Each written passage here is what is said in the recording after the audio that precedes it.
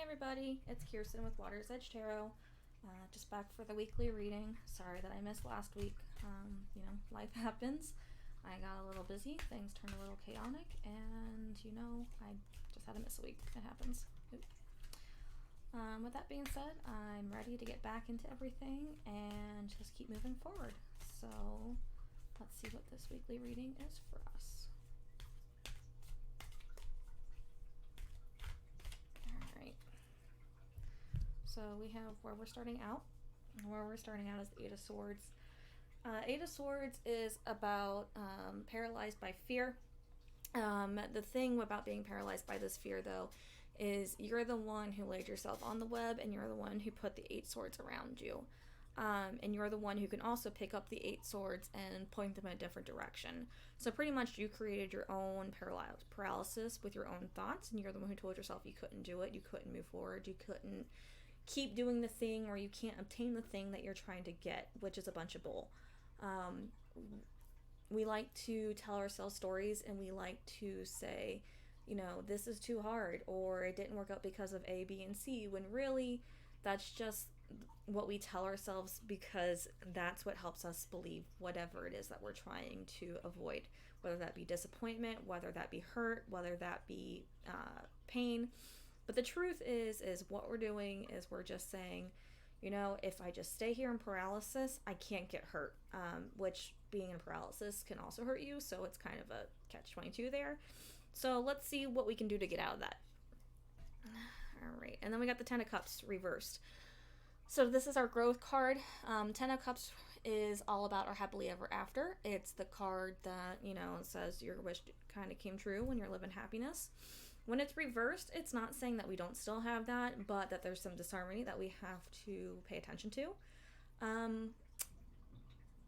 Ten of Coins reversed it's like the ultimate security. It really is. It's the card of, I've obtained everything I need to obtain. I've obtained the energy. I've obtained the, the money, the finances. I have everything, and it being reversed is just saying that something's out of balance, or maybe you're splurging too much on something. It's not saying that you're losing it. It's just saying that you're not managing it the best way. All right. I think I felt that the Ten of Cups at first. That's the Ten of Coins. Sorry, I just realized that there might be confusion on that. It's also been an interesting day for me. All right, so here we have the Three of Cups in our obstacles and challenges position. So Three of Cups is all about remembering celebrations. It's about celebrating something that has been a challenge for you, or something that you've been working towards too. And it's always a reminder to celebrate even the small things, because the small things are what make the big things important.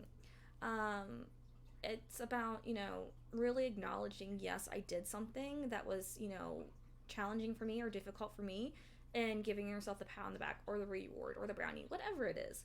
Give yourself that, because you deserve it. For some people, doing your dishes is the hardest thing that they can consider themselves doing right now. And if you did your dishes, good job. Other people, it's, writing or finishing a 12-page, essay, or a 20-page dissertation. If that's what you did, awesome. You should definitely congratulate yourself too. My point is that, each feat for each individual is just as worthy of celebrating as anything else. Don't compare yourself to the person that is doing better than you. Remember that your feats and your challenges are yours. No matter how big or small they seem, you should always celebrate whatever it is you need to celebrate. Don't dismiss them, because when you dismiss them, that's when we start, putting ourselves in a position that we're giving other powers, because we don't want to give other people our power by saying, okay, whatever you're celebrating is way better than what I'm celebrating. You want to empower yourself by saying, I deserve to be celebrating what I'm celebrating. So, you know what? I did the dishes. You know what? I finished my 12-page essay. Whatever it is, congratulations. Please celebrate it. All right, and then we have the Four of Swords reversed, and the what to release and what to embrace position here. And so Four of Swords is about rest and recovery. But when it's reversed, it's saying that, hey, it's time to get up. It's time to go. You got the rest that you deserve. You got the recovery that you deserve. Now let's go forward. Let's move. Let's take this rest. Let's take this recovery and move forward. Which is a good card to have. It's a good reminder. It's always nice to be in a place of rest and relaxation, but if you stay there forever, you're never going to be able to get anything done. So it's always important to be told, you know, hey, let's get back into the things. All right, and then our advice card. Seven of Swords, man. No one likes the Seven of Swords because it's deception. There's no way around it. It's deception. Whether you're the one hiding something from somebody and not being honest about it, or you're hiding something from somebody, from yourself, or if someone's hiding something from you. A lot of times for me, when this card pops up, it's typically me trying to deceive myself in some way or another. And it's me trying to say, you know what, I'm happy even though I'm not happy. Like, it's one of those where, you know, that's a good example to say. Okay, so I'm invited to go hang out with a friend at a bar. Well, I really want to hang out with a friend, but I really don't want to go to the bar. So I try to deceive myself by saying that it's okay that I'm at the bar because I'm with my friend, when really I'm thoroughly uncomfortable being at the bar and I just want to be with my friend. So if I would have spoke up and said, hey, maybe instead of going to a bar, can we, you know, go to a coffee shop, or can we go to a bookstore? I love bookstores. You know, then I wouldn't be deceiving myself anymore because I'd be able to focus just on the fact that I'm with my friend, which is huge. So a lot of times self-deception can be us just trying to convince ourselves that something's okay when it's not, which we do this a lot. We do it with our spouses, we do it with our friends, we do it with ourselves. You know, when you tell yourself, you know, that it's okay that, you know, you're impulsively buying something when you know you have to pay bills, maybe it's not really okay. And we need to consider that. We need to confront that and change that. But again, deception is deception, so it could also be someone else trying to deceive us, which if that's the case, I really want you to pay attention to who it is that is around you, and just make sure that you know that you can trust them 100% before you say things, because swords are all about thoughts, and the way what we speak is part of our thoughts. So just if you need to keep something close to your chest this week, maybe keep something close to your chest this week. And maybe the person won't even be meaning to deceive you. Sometimes, you know I tell my husband, oh yeah, we can do that this weekend, and then I completely forget that we have something planned. Did I mean to deceive him and say that we could do this weekend? No, I was just forgetful. But, you know, it could still look like deception on his end too. So consider that. Consider the source. All right, overall reading, or overall message for the week is the King of Wands. Only wands we have, actually. So, King of Wands is a pretty cool card. He's about doing, he's about moving, he's about going forward, he is about, just doing what needs to be done to get the thing done. He's a natural leader. He leads by example. He, is honest and logical in the way he does things. The King of Wands is also very passionate about what he does. He's very excited and he loves everything he does. So this is a great overall message for the week, which leads me to believe that a lot of times, okay, I'm getting the full message here. So we start our week with the 8 of Swords. That's what we're going into. It was just a paralysis, which is what it is. You know, stuff happens. Go forward with it. But, we're going to have some disharmony coming up in our 10 of Coins here. And disharmony is something that, no one ever wants to be around.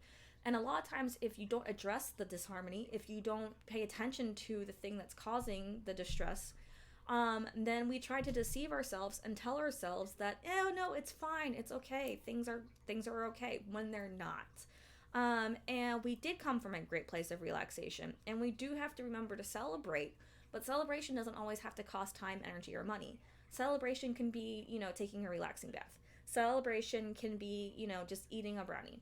Celebration can be saying, hey, I did it, yay me. Like, it doesn't have to be celebration that has to cost us money. You can go to a park, you can, do something silly for yourself. You can watch one TV show, like something so that you're celebrating yourself. But while we're doing all this, we need to remember to keep going forward. We need to keep doing, and we need to remember our passion and our fire. If we remember our passion and our fire, then I feel like overall everything will be good. I just really want to point out, though, that we still have to be honest, because these 3 cards aren't going to go away just because we try to convince ourselves that they're not there. So, Christmas is coming up around the corner, which I know it's a little too soon for me to say that for myself too, but finances are pointing at us here, and I want to point out that, maybe instead of purchasing that new purse for yourself, Maybe you need to save money because you need to buy Christmas presents for other people, or even get ready for Thanksgiving dinner. I know when I host Thanksgiving, it's expensive, and it costs more money than I expect every freaking year. I'm like surprised every year. So maybe it's just also too remembering that, all these big financial things are going to be coming at us because 'tis the season, and we need to prepare for it. And a lot of times when we have to start, I'm going to say sacrificing things for ourselves, but I mean sacrificing in the sense of when we start foregoing things for ourselves that we don't want to forego, which is not true sacrifice. May I point that out? It is you more playing victim. But when we do that, we tend to deceive ourselves and saying, it's okay, we can do this, it's worth it. Or we tend to impulsively go against it and say, you know what, I deserve this because I'm about to do this for everybody else. And that's actually some work that you're going to have to work on with yourself. Because if you're doing stuff for everybody else, you shouldn't feel the need to also reward yourself. Because if you're doing it for other people, it should be something you want to do for other people. If you don't want to do it, you shouldn't be doing it.